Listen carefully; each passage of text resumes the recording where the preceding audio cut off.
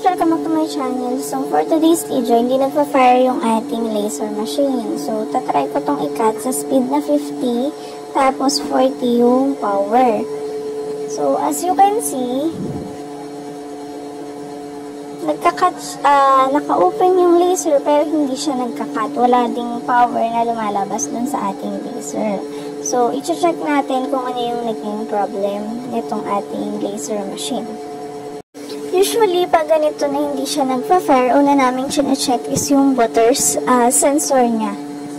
So, check natin kung okay pa yung water sensor niya. So, ito, sa likod ng CO2 laser machine, tanggalin nyo lang yung nakakonect na dalawang hose dun sa ating water sensor. Itong water sensor natin, may lock yan na tatanggalin. Ayan yan, yung tinanggal namin na yan.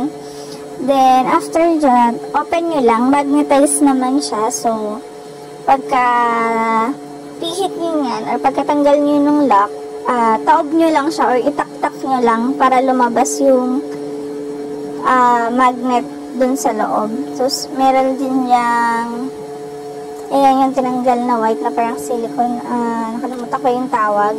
Tapos, mapapansin nyo, may mga dumi yung water sensor natin. Yung water sensor na yan, pag puro dumi na niya, hindi na maayos yung flow ng water dun sa ating laser tube. So, kailangan, mini-maintenance din natin to, nililinisan siya. So, ayan yung tinatanggal na magnet sa loob ng water sensor. Itataktak lang yan para lumabas yung mga parts pa sa loob para malinisan ng maayos.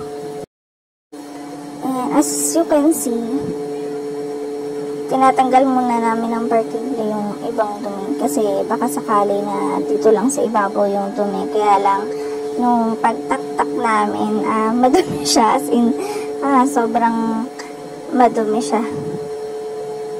So, ayun, pag tinaktak nyo yan nag-ingan, may lalabas na ganito. Ayan is parang magnetize siya. Yan yung lilinisan natin.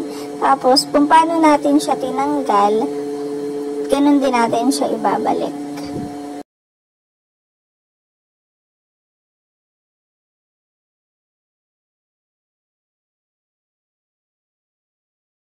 Make sure lang guys na pag ibabalik nyo na itong ating water sensor, mahigpit yung pagkakabalik nyo kasi since nga dinadaanan ng tubig para for safety na din natin since malapit to dun sa mga wirings natin banda dun sa may ating tube.